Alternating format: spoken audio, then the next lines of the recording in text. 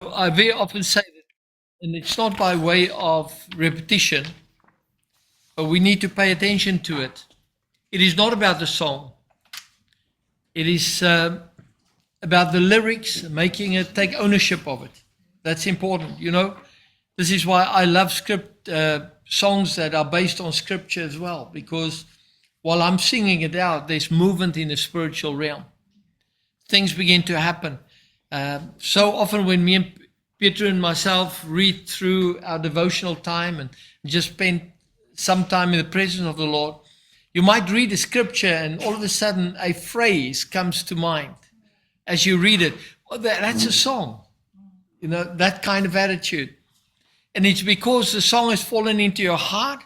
Now you read the scripture and you immediately recognize that we've been singing about this. And I want to encourage you to do exactly that. Take ownership of songs.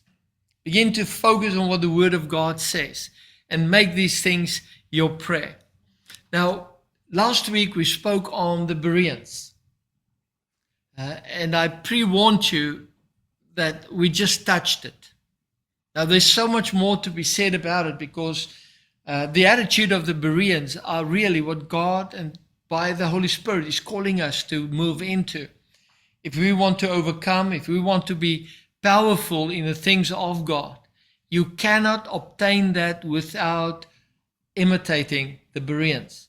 So I want to use this title, and it is important. Imitate the Bereans. Imitate the Bereans. Paul says at some point in scriptures, he says, imitate me as I imitate Christ. Every time I read through this portion of scripture in the book of Acts, when the Bereans listen to what Paul and Silas have to say as they visited them in their synagogue.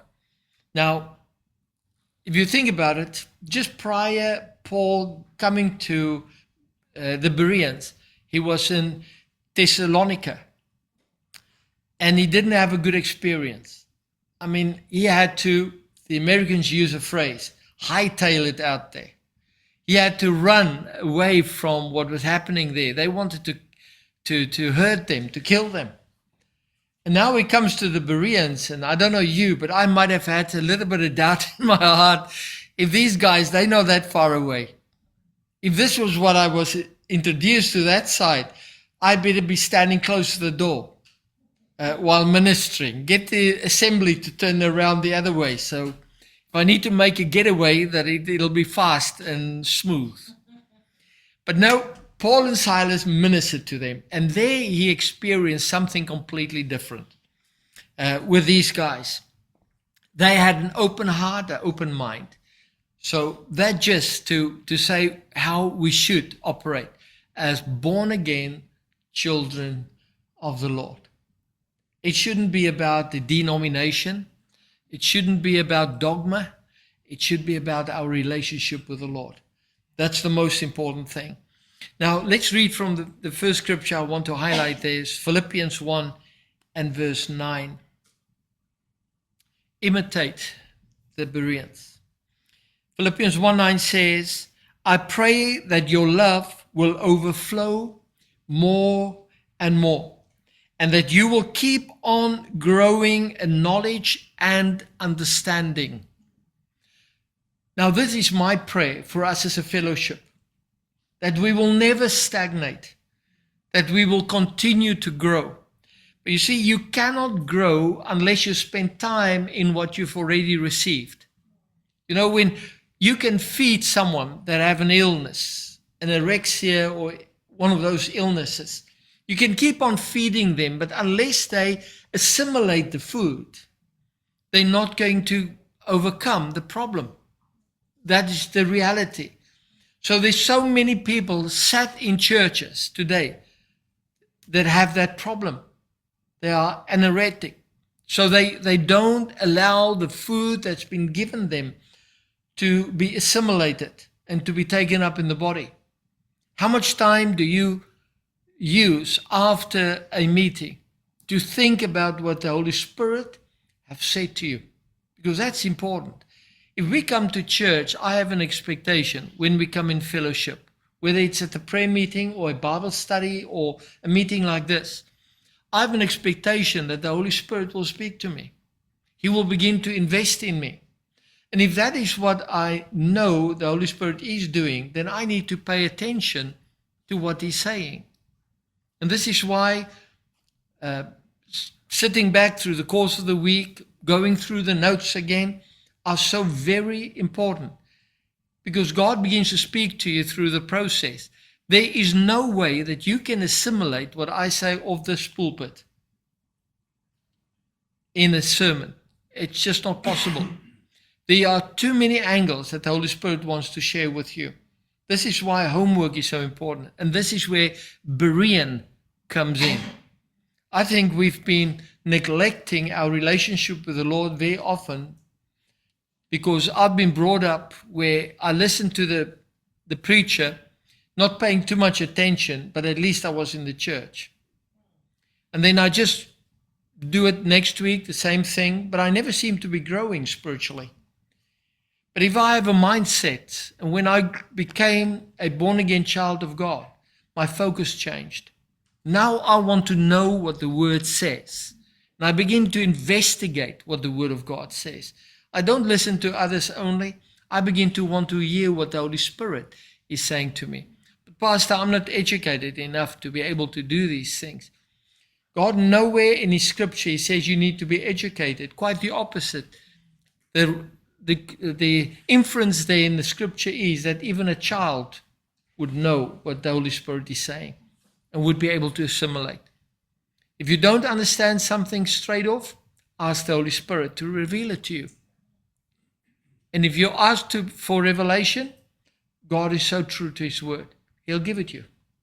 You just need to wait on what He says. Listen again. I pray that your love will overflow more and more, and that you will keep on growing continuous time in knowledge and understanding. Now, this is also important, because it's not about the knowledge only, but the understanding of that knowledge. That is important. I mean, I can give you the Psalm 23 again as an example, and you can read through it. And as a child, we were made to take it on board, to be able to quote the scripture, the complete Psalm 23, to know it by heart. But you know what? I only knew it by heart. No one paid attention to explaining to me every little bit of that psalm. It was just a question of taking it in. So I had the knowledge, but I never had the understanding for what it says.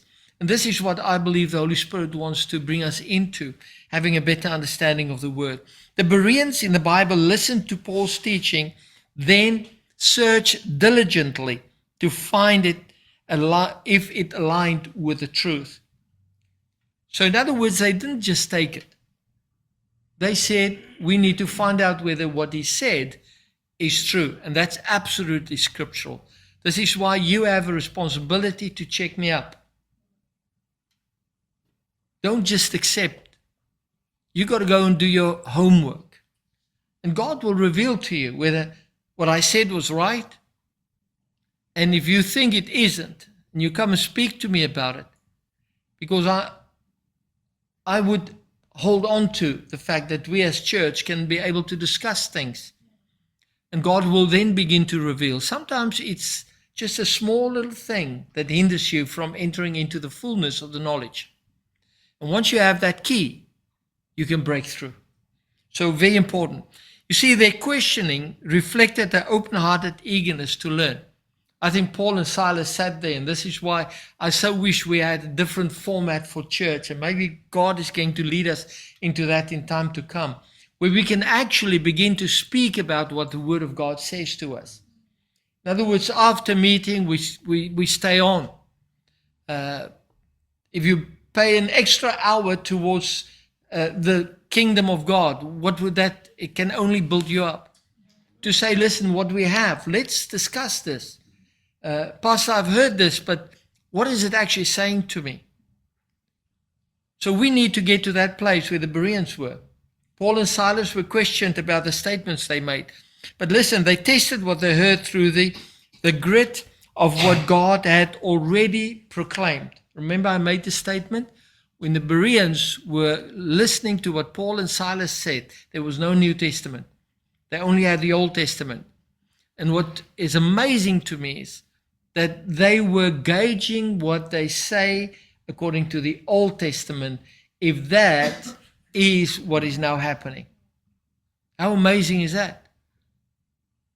We are so caught up in the New Testament only very often that we forget that God has already set the pattern in the Old and now fulfilled the pattern in the New, giving us the revelation of the Holy Spirit. You see, and within the Old Testament, they discovered the gospel of Christ. How amazing is that? Even now, when people speak to the Jewish nation, to those that are into the Old Testament, that don't even take the New Testament, the Messiah is proven through the Old Testament. More than 800 prophecies from the Old Testament had been fulfilled in Jesus. Many more if you take subtle ones in play as well.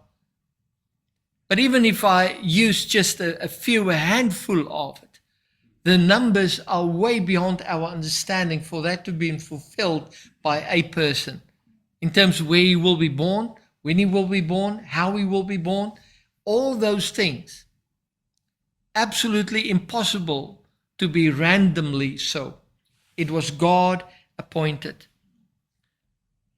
Becoming a Berean, and we're just going to recap quickly on what we discussed last week, so I won't be pondering on them. The first thing we saw was search the scripture. That's what it was. The analogy that I used there was searching the desert for life-giving water. So the desert we find ourselves in, we need to look for water, for that oasis.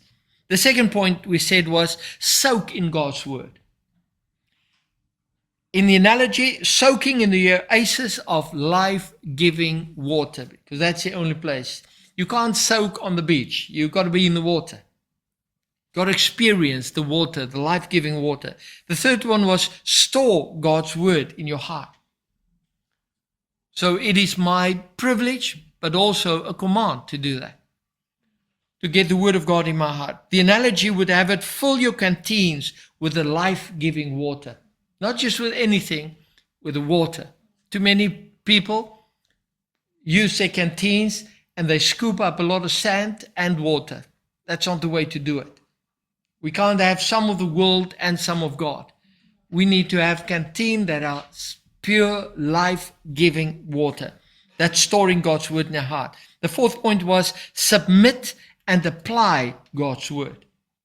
I cannot apply something unless I submit to it. I mean, how do you do something if you don't believe it? That's the wrong way around. Submit and apply God's word. The analogy, drink only from your supply of life-giving waters. There are people offering you water from the world that are stagnant and poisonous. We need to have the words, life-giving water of the word in our lives. The fifth point was share God's word. So we have search, soak, store, submit, and then share God's word. The analogy there was to offer the life-giving water to others, to other people, to them that are thirsty. And there's a world out there that are thirsting after this good news that we have. How many people are sat in churches today, in this time that we find ourselves in, that aren't searching for the life-giving water? It is enough to be close to the oasis, but you will die that way. You need to get into the water in order to survive. You see, overcomers, and God has called us to be overcomers, and that's exactly what the Bereans were. Overcomers develop a Berean-like attitude. If you want to overcome the temptations that the enemy brings, if you want to overcome situations in your life that brings you down, what we need is the Berean attitude. We need to get into the Word of God, because it's only God that will guide us, that will lead us into victory through His Word. He says, let your Word be a lamp to my foot and a light onto my path. And unless we have it, you will stumble and fall. So we need to be filled with the Spirit. Being an overcomer in the Bible means succeeding over sin, over trials, and the world through faith in Jesus Christ. So I cannot do it in my own power. I need Jesus, the power of that living waters in my life to overcome sin and temptation and the things of this world. Let's read from the Word of God there in 2 Corinthians 2 verse 14. 2 Corinthians 2:14. But I thank God who always leads us in victory because of Christ. Wherever we go, God uses us to make clear what it means to know Christ. It's like a fragrance that fills the air. And I very often want to know wonder what my fragrance is. When we walk through a place, do people pick up there's something different? On Thursday with our Bible study, it was very clear that God spoke to us about it, because He says that this body is a sanctuary and the Holy Spirit dwells within us. And where the Holy Spirit is, there is light and the presence of God. And that emanates into the spiritual world. So what we now need is to get that light within us, be Berean-like, have that kind of attitude. And he says in that scripture, read it again, but I thank God who always leads us in victory because of Christ Jesus. I love those two words. It says always victory. And sometimes victory doesn't look like victory. Say, Lord, I don't understand it. It's tough going. But I know one thing, the end of the road, there's a V there. It's victory. God's going to make a way for me to enter into what He has purposed me to experience. You see, we must first be students of the God's Word. If you want to be Berean, now the 4 points that I spoke about last week will come into fulfillment. We just touch on the first point. But here's the thing. We must first be students of God's Word. You cannot be a Berean unless you become a student, unless you have an open mind. You see, a student, there's no need to sit in a class with teachers around if you don't have the attitude of open-mindedness to receive what they're saying. The moment you receive, you can now evaluate. You can begin to test it. But unless you receive it, you can't grow spiritually. So in other words, what he says is this: we must first be students of God's Word. True study of the Bible is the absorbing of the truth of God's Word. That is what it actually is. Absorb the truth. That's what study is. I know when we studied for tests, everybody's got their own way of doing it. I never believed in trying to parrot my reading, my study material. I wanted to have an overview first, so I know what it entails. And then I went back to it and I started to dissecting it. I would take a main phrase through or sentence, and I would choose me one word, and then I would choose me a letter, the first letter of that word. I would write it down somewhere, and I would go down this whole list, especially in something like history or geography or those kind of things. And I would have all this list of first letters. And then I started making up either a song or a phrase with those letters. When I come to the exam, the first thing I do when that question comes up, I write down my first letters. And when I've got that down, everything that I have assimilated rises up. Now I don't need to parrot anything because I know the information, I just didn't parrot it. But because I have the main points, I've assimilated everything without even realizing it. But now I have that sentence there. Very often when it's a difficult part, I would switch on the radio and I get a song. So when I listen to that this was my BC days. I would listen to that, and immediately when I hear that song, my phrase comes to mind. And I know exactly what I want to do. You see, studying the Word of God works exactly the same. You need a method. You need to use a way to assimilate, to make the Word your own, so that you can repeat it again. Very, very important. So you must be a student of the Word of God. 1 Thessalonians 5:19 says this: don't quench the Spirit. How often do you read that verse? Don't despise inspired messages, but do test everything. Hold on to what is good. Now, I know how many people get stuck with that first verse. Don't quench the Spirit. But we see it in the wrong way. It is, don't do something that would not suit what the Holy Spirit wants you to do. There's a different facet to it as well. And what we are talking about is a sense that when the Holy Spirit wants to share something with you, and you don't have an open mind, you are quenching the Spirit. So when you sat in a fellowship like this, or listening on YouTube or Zoom, or however you do it, and you don't open your mind to receive it, it might just be something that the Holy Spirit says, here's the key to something great. And because you haven't got an open mind, you will not receive the key. That quenches the Spirit. So be careful. Open your mind to receive. Don't despise inspired messages. Now, here's the thing. You will never know when a message is inspired unless you open your mind to hear what the Holy Spirit says. And then he goes on by saying, but do test everything. Exactly what we said about the Bereans. They didn't just take it.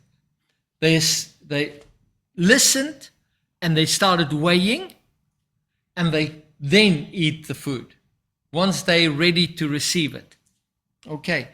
2 Timothy 2:15. Do all you can to present yourself to God as someone worthy of His approval, as a worker with no need to be ashamed, because He deals straightforwardly with the word of the truth. Now, in this case, Paul's speaking to Timothy. He says, Timothy, set yourself up as a teacher to do according to the will of God. But you cannot be a teacher unless you are open-minded. Because what do you teach unless you've learned? So very important. And Berean is so very important in that sense. So we must first be students. Be a good student. What is a good student? You do your homework. That's a good steward. Because at some point in time, you'll have to reflect on what you've learned, to hand it over. And that is where this verse makes sense when it says this: as a worker with no need to be ashamed. Lord, I have received what you've given me, what you've revealed to me, and now I'm reproducing it. That makes me to not be ashamed that I might have quenched the Holy Spirit when I had to receive something of you. The second point is they develop a Berean-like humble heart. To me, that's important. So you need to be a student, but you need a humble heart. And I've been teaching for some years, and you immediately pick up on people that haven't that attitude of, what has he got to tell me? Now, the moment you do that, you close up completely. God wants us to be a Berean. Receive it and then judge it. But we need that humble heart. There's one thing that I've learned in all my time in ministry. The longer I spent in the Word, the more I know how little I know. Someone that speaks to me from the Word of God that seems to be all known, I immediately know where they find themselves in. They haven't got a humble heart. They aren't Bereans. They've built up a lot of knowledge, but there's no wisdom there. So we need to be careful. Develop a Berean-like humble heart. James 4, verse 10. Did I complete that? Colossians 3:12. Sorry. Therefore, as God's chosen people, holy and dearly loved, clothe yourself with feelings of compassion and with kindness, humility, gentleness, and patience. You want to hear that again? I think there's a few there that we'd say, ouch. As God's chosen people, do you know you're a chosen person? Of course, because you're blood washed. Okay. Holy and dearly loved by the Lord. Dearly loved by the Lord. Clothe yourself with feelings of compassion, because God shows me compassion. I need to reflect that. You're only a mirror of the Holy Spirit.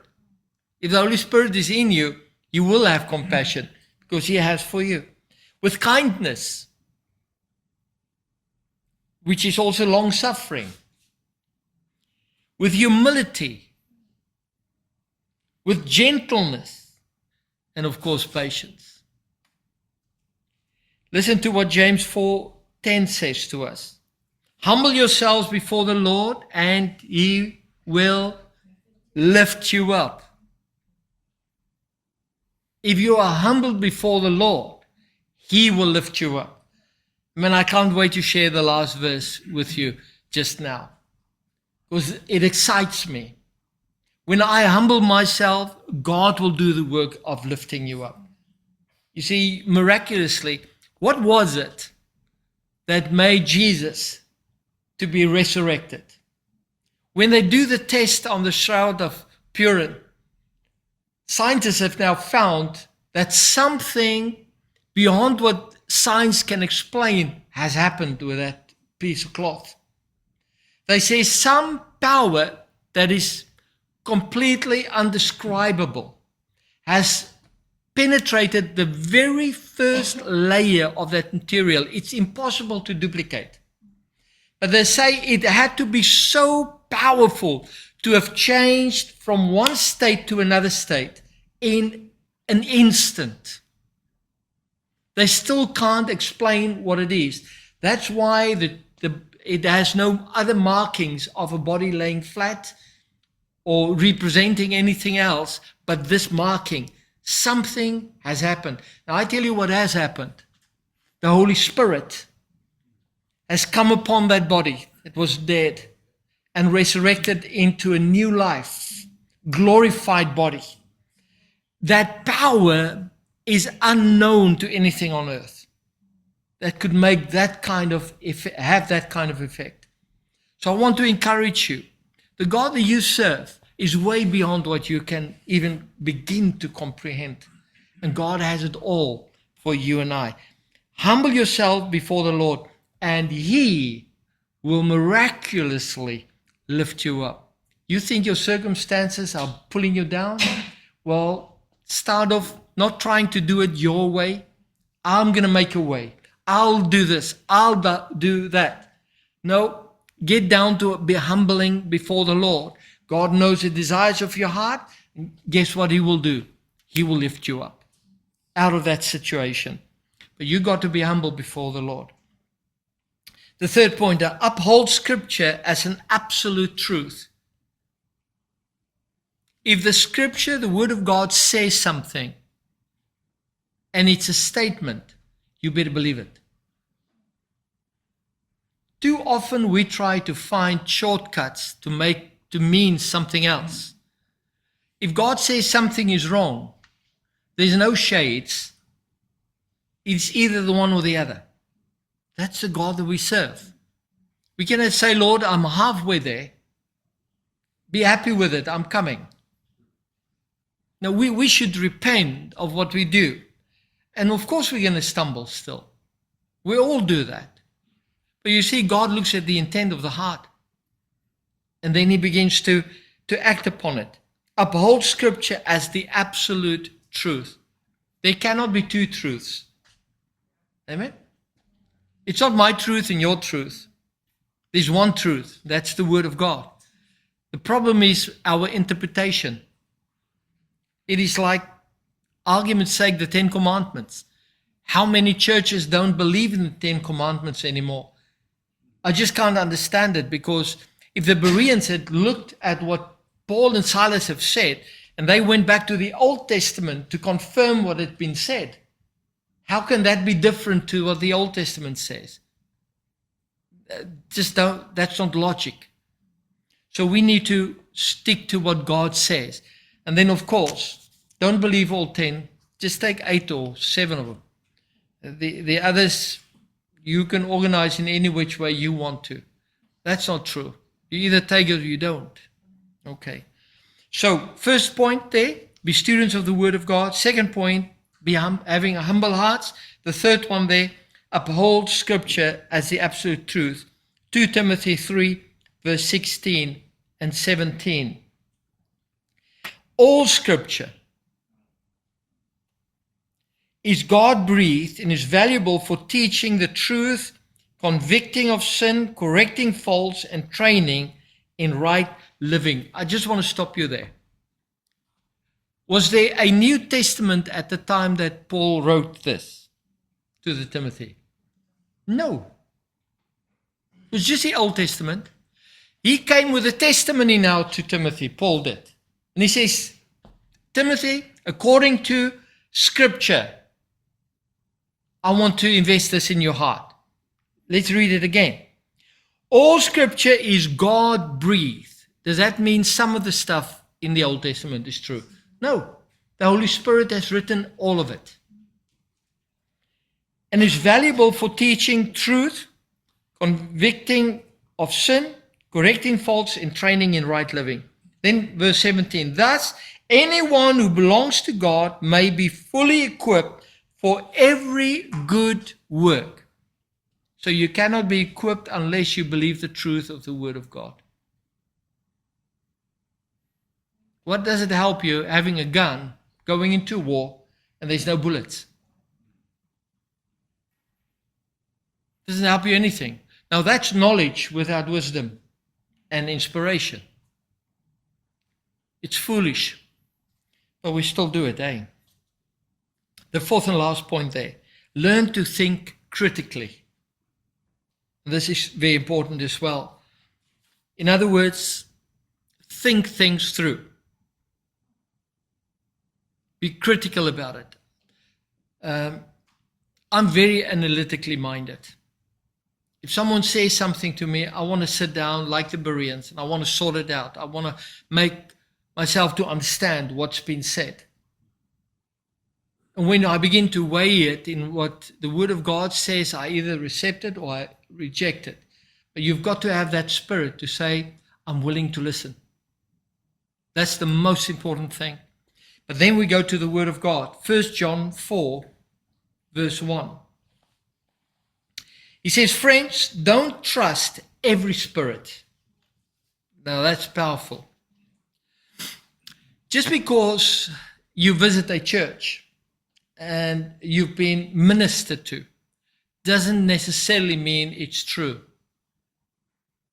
The Bible says, test the spirit. Test the spirit.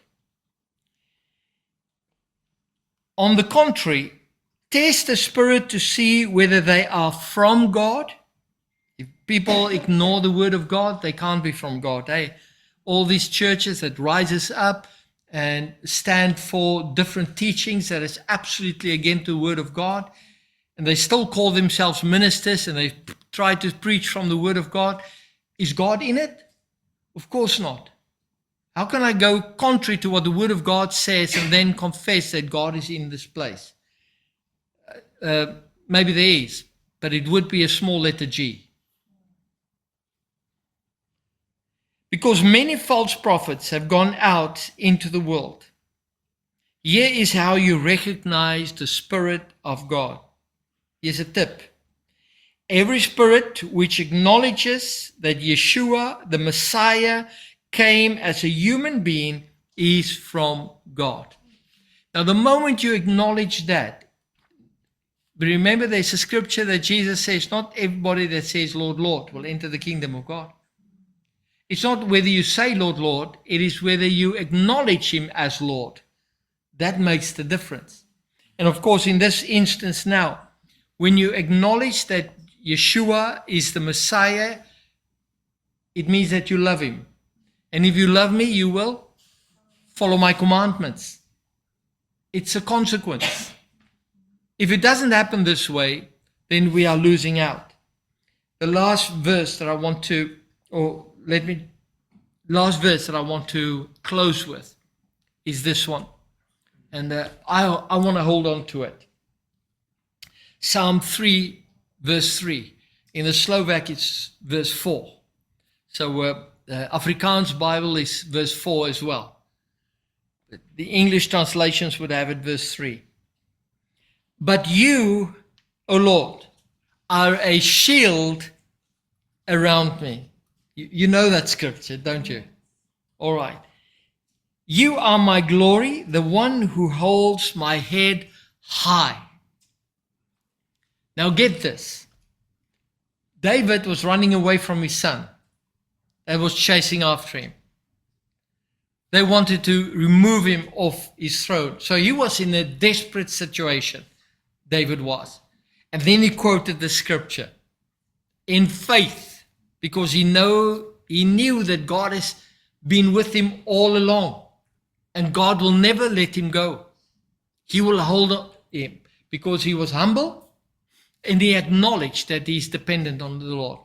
Now listen, the Lord are a shield around me. That word shield around makes you think of a force field around you. It's not a shield on the arm. It is a force field around you. So David now immediately says something powerful. He says, in other words, nothing can come to me, not even behind me. For God is my shield. Impenetrable. That was a big English word, eh? It cannot be penetrated. That's the one I'm looking for.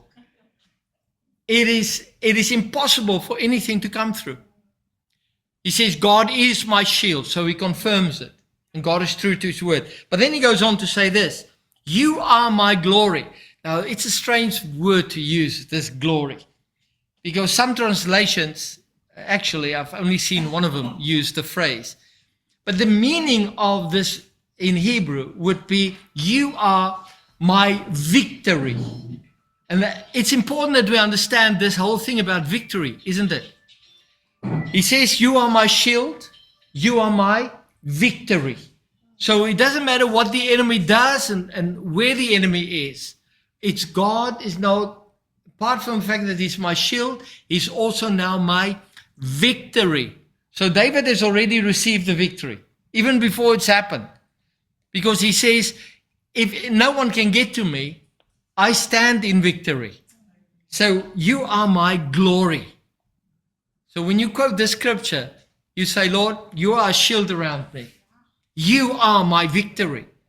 Get the third portion there. The one who holds my head high. The phrase there is a phrase that was used by kings after the battle. It says that you brought me through.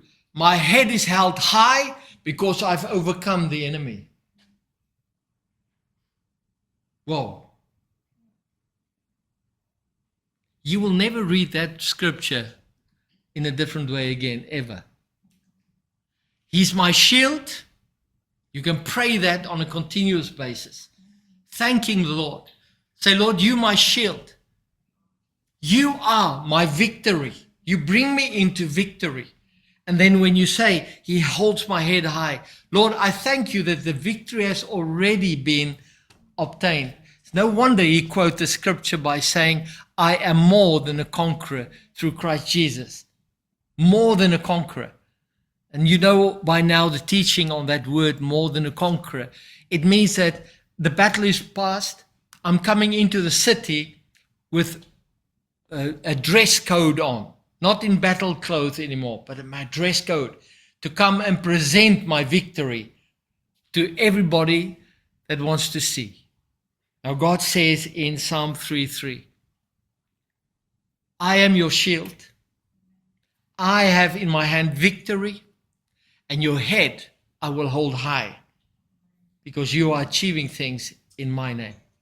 Let's bow our heads as we pray. Father, we cannot wait to see the movement when we begin to have a Berean attitude.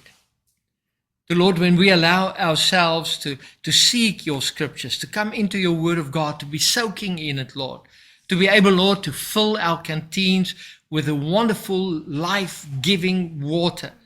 But Lord, also that we will be drinking of it, not just filling it, Lord, but drinking of that water. And then to those that are thirsty, to begin to share out, Lord. And we thank you, Father, that when we begin to do these things, allowing Spirit of God, you to come and reveal to us and bring to us new revelation, Lord, we can be so much more powerful. And Lord, when we do that, once we've humbled ourselves, we would be saying like David said, you are a impenetrable shield around me. Nothing can come to me. For Lord, you have already determined that I will stand in victory, and my head will be held high because of this. I now pray, Father, that your word would have fallen into good ground from where it will grow to produce fruit. Your name be glorified in all that we do. We pray this in the wonderful name of our Lord and Savior, his name, Yeshua. Amen.